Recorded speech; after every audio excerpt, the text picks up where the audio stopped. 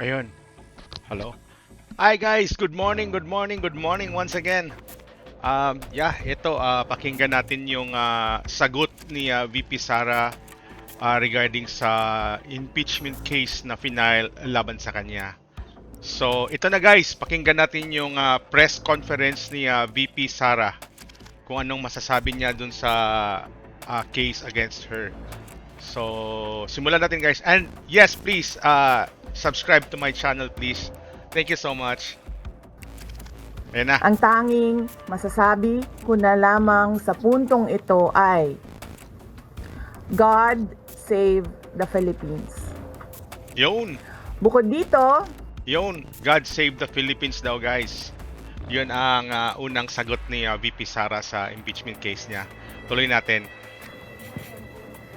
Ladies and gentlemen, the Vice President of the Republic of the Philippines, the Honorable Sara Z. Duterte. hello, good morning. Okay na? Okay, sige. Mga kababayan, Assalamualaikum warahmatullahi wabarakatuh. Madayaw, maayong adlaw, kaninyong tanan. Magandang araw sa inyong lahat. Sa mga nakaraang araw, marami ang humihingi ng reaksyon, komento, o damdamin. Damdamin ko sa issue ng impeachment na naihain laban sa akin.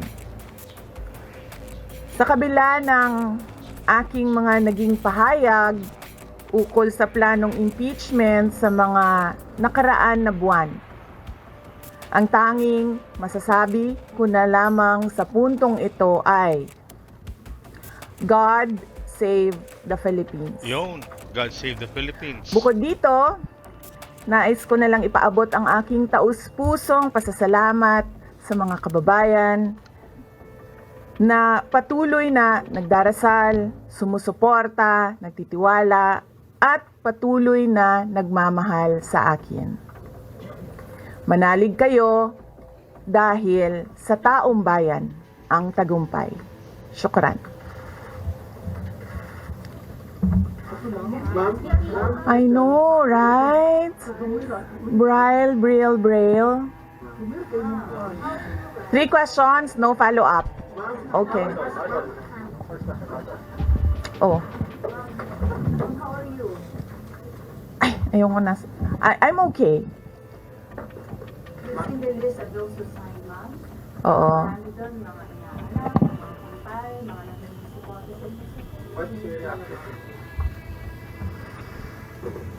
Sabi kasi, ito lang daw basahin ko.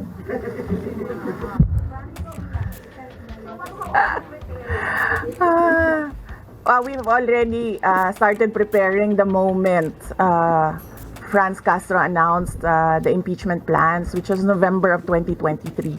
So November of 2023, there were already lawyers doing their work for the impeachment. So we leave it to the lawyers. Last question.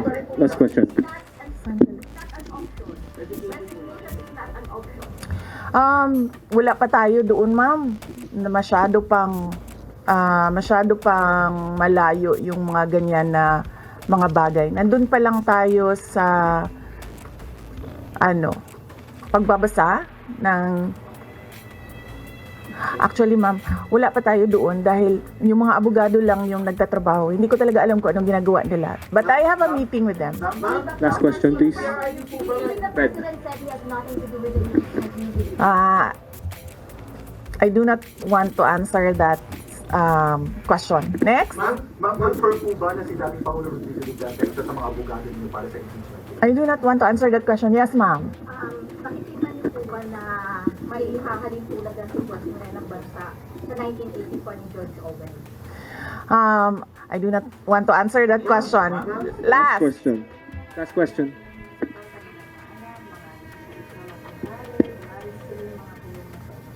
Paniwala ko lang, no, if you have to explain or defend your signature in a yes petition for impeachment, then you feel that you have done something wrong. Kasi kung wala ka namang ginawang mali, bakit mo i-defend?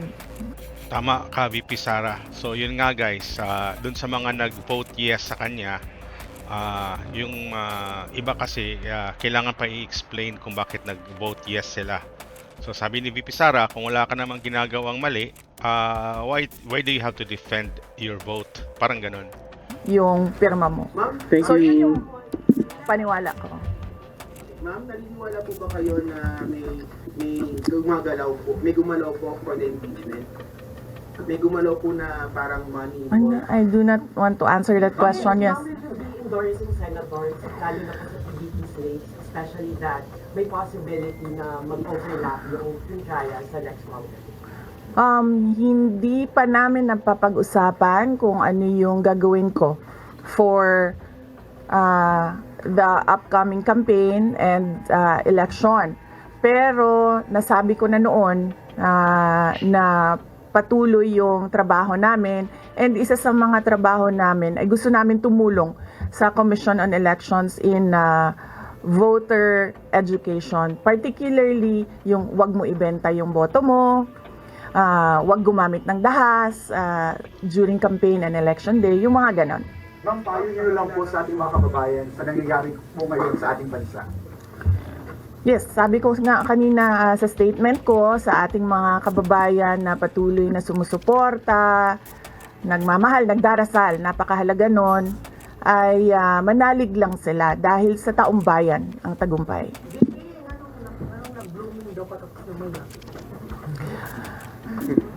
Nanong naakadri sa Manila na taga Davao man ka? Meron taga Davao Thank na you. reporter Thank guys. you, VP Media. Yes sir.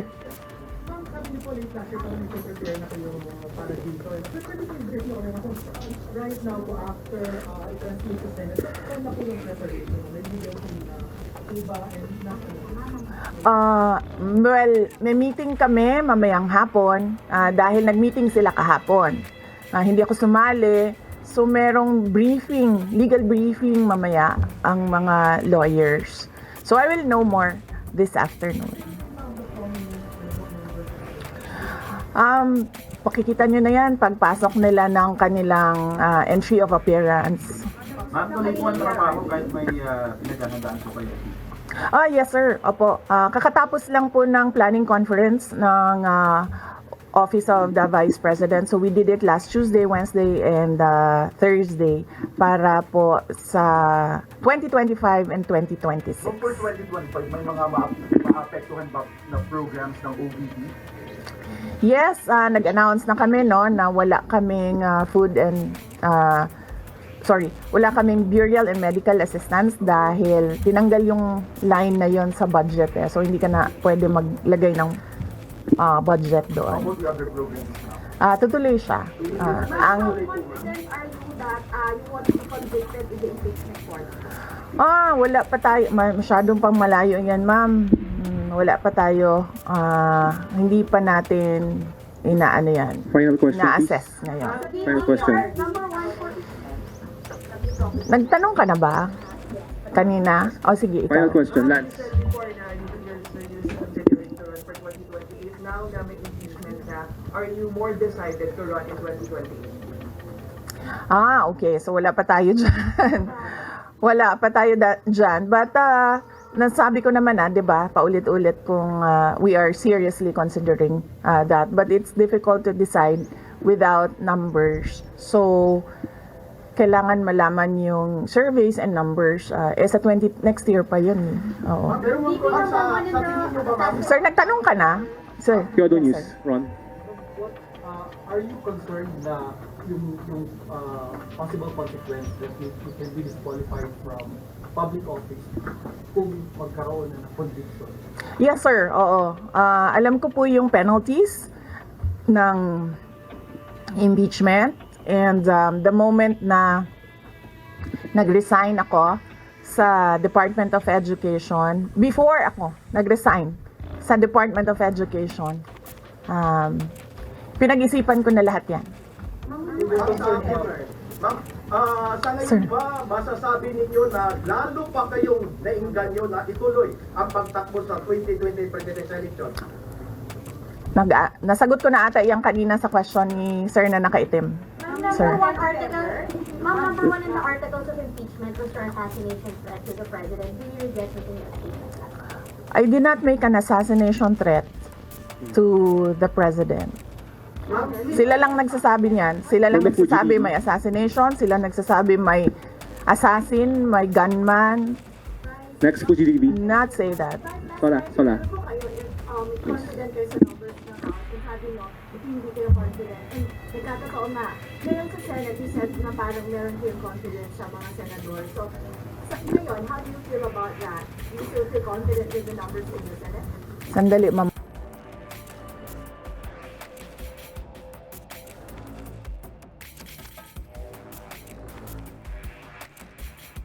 Oops, nawala yung audio guys. Saglit lang guys ha. Forward natin konti. More. Ayan. Well, that is their prerogative as a body, no? So, we have to respect Hello guys, thank you for watching. Thank you for the visit. Please do subscribe guys. Thank you so much.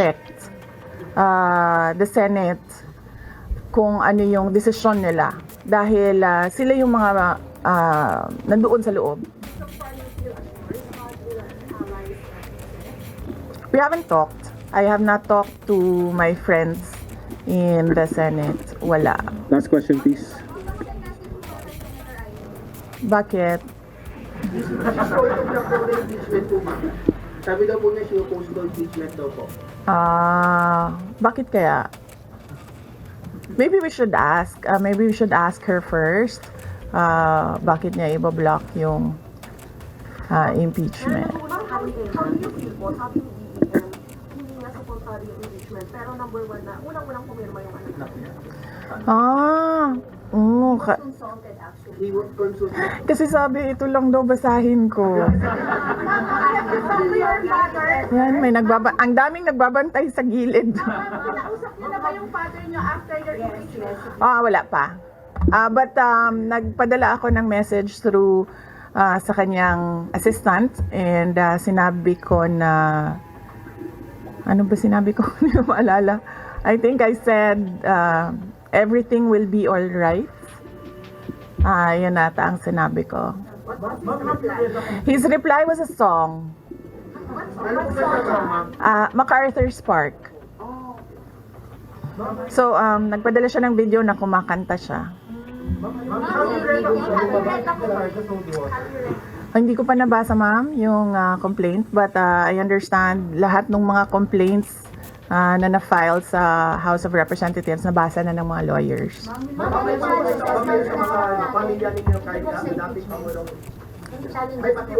Sandali, Sarah. What's Rumble, wait.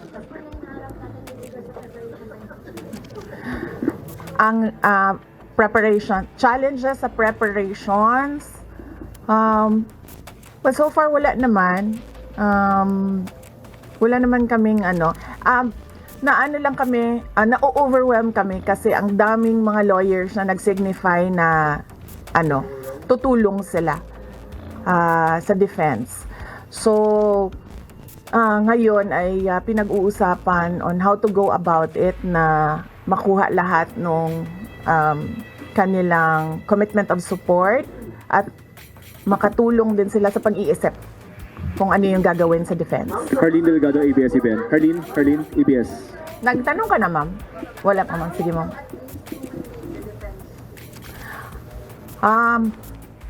Sabihan ko na lang sila na mag-announce na sila kung gusto na nila mag-announce. Pero yung father niyo kasama pa rin? Kasi sabi niyo before, your father would be helping also. Well, he is welcome. He is a lawyer. So he is welcome to give his advice, input in the defense.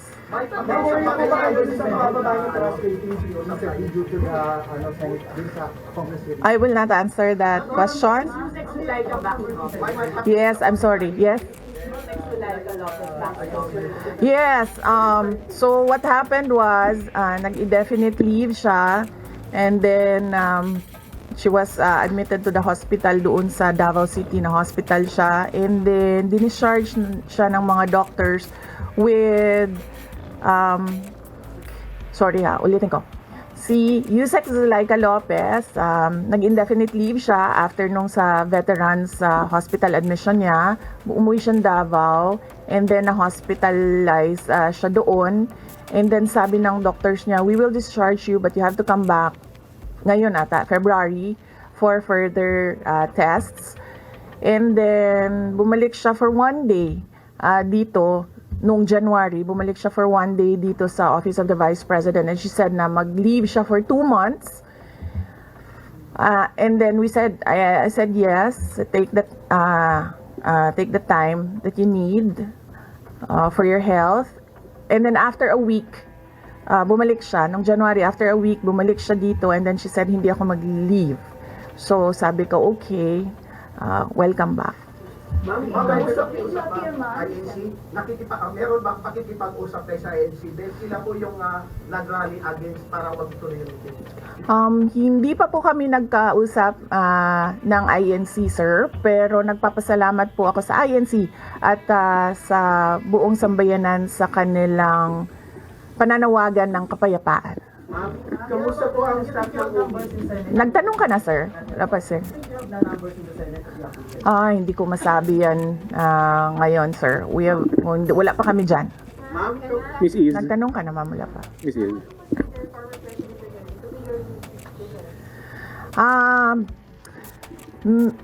He will, maybe if he wants to, he can be part of the defense team. But because of his age and because of rigorous preparations in an impeachment case, baka sabihin ko sa kanya na wag na lang siyang mag-lead dahil medyo may edad na si former President Rodrigo Duterte. He's already 80 years old this year. Kamusta po ang staff ng OBP after they heard about the impeachment, ma'am? Ano po naramdaman po nila na when you were impeached by the House? Ano po naramdaman ng staff ng OBP? Are they sad? Are they worried po ba, ma'am? Hindi ko alam nila, pinagtatawanan lang nila ako dito sa gilid kasi hindi daw ako sumunod. Sabi, basahin lang daw talaga ito. Ha? Okay. Kung pwede namang hindi, and I understand, pwede naman. Hindi na. Oo. Kasi baka ma-intimidate lang sila lahat sa presence ko doon. May mga plano po ba kayo para itulak ang pag-audit, lalo na po sa mga kongresista natin na ginagamit ang pera o pondo ng gobyerno para pag-black propaganda against you? Hindi ko na muna sagutin yung tanong na yan ngayon, ma'am. Doon muna tayo sa God Save the Philippines. Mika, Reuters. Or encourage your supporters in case you go to the street to rally? Sa panahon ngayon, ma'am, na sobrang mahal ng presyo ng Grabe mga inflation bilihin, ngayon, guys. lalong-lalo na ng pagkain, sasabihin ko sa mga supporters sa taong bayan na unahin muna nila ang trabaho and negosyo nila kesa sa mag-rally sila sa mga daan. Dahil marami o lahat tayo breadwinners. So merong mga bata or merong mga kapamilya na nagdedepende sa atin. At tayo naman ang social media capital ng buong mundo. Kung gusto talaga nilang magsalita at tumulong, doon na lang sila sa social media kung saan nakakatrabaho pa rin sila. Pero nagagawa nila kung ano yung nararamdaman nila na gusto nilang gawin. At yun ay magsalita at marinig sila ng taong bayan at ng mundo. Mika Flores, Reuters. Are you not confident that you have enough allies to avoid the convention in the Senate? Meet Hostinger Oh, AI wait. website builder. Wait guys, live kasi tayo. Saglit lang. Skip ko lang yung guys Skip ko lang yung ads. Ayan, let's continue guys. Alright.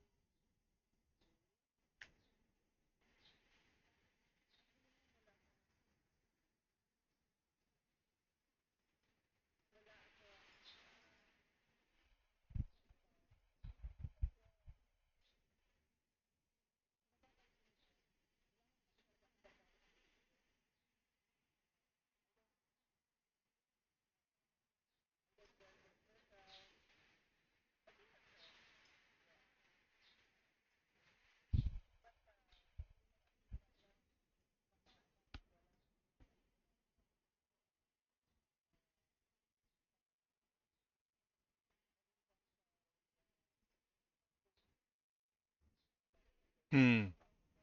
Stonefish. Ano yun?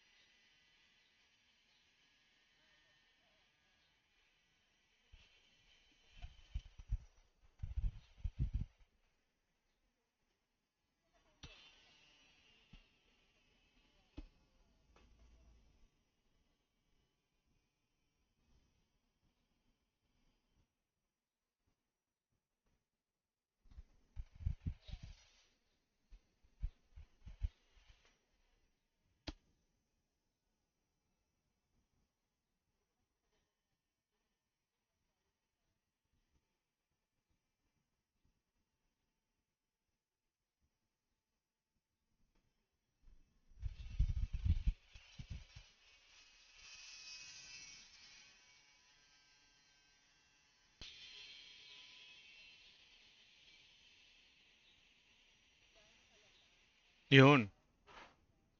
Gaano kalala?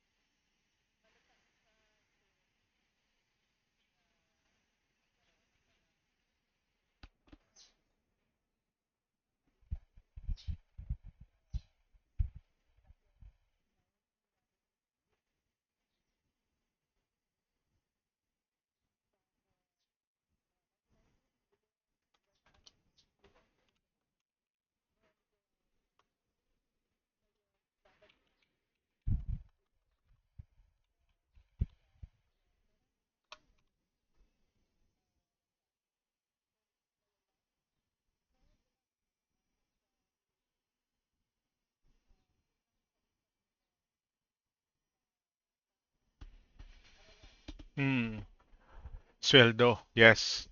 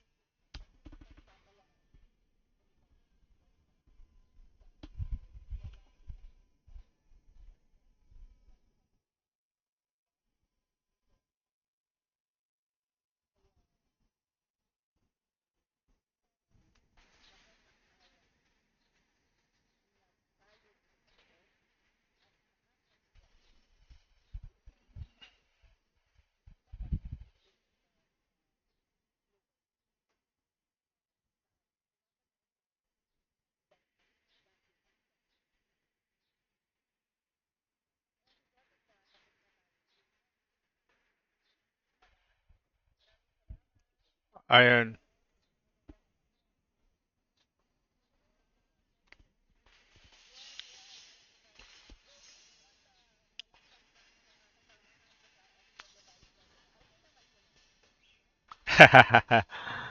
All right. Thanks, VP Sara, for your update.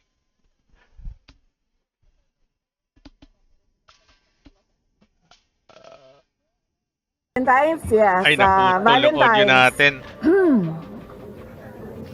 Alam nyo, mas masakit pa ang maiwanan ng boyfriend o girlfriend kesa ma-impeach ka ng House of Representatives. Oh! Yun ang sagot ni VP Sara, mas masakit pa daw ang maiwanan ng boyfriend o girlfriend kaysa ma-impeach. Wow. ng What a boyfriend o statement. girlfriend kesa Ulitin natin, guys. ma-impeach ka. Happy Valley. Oh, basing on the Ayun. palakpak ng mga kasamahan ko sa Office of the Vice President, okay naman sila. Alright. At mga Lenny supporters pa yan tingnan mo, pero pumapalakpak sila sa akin. No, ano Valentine's? Yes, Valentine's. Alam nyo, mas masakit pa ang maiwanan ng boyfriend o girlfriend kesa ma-impeach ka ng House of Nice one, Representatives. VP Sara. Ayun. Alright. Thank you. So, ayan na nga guys. Tapos na yung Lahi wa barakatuh. speech or press conference ni VP Sara. So, ayun lang yung mga sagot niya. And abangan na natin yung mga susunod pang mga mangyayari guys sa kasong ito ni VP Sara. So, ayun lang guys. I hope you enjoyed watching. I hope so. And please don't forget to subscribe guys. Please. So hanggang doon na lang muna guys, and I hope to see you again on my next video. Bye-bye for now. Peace.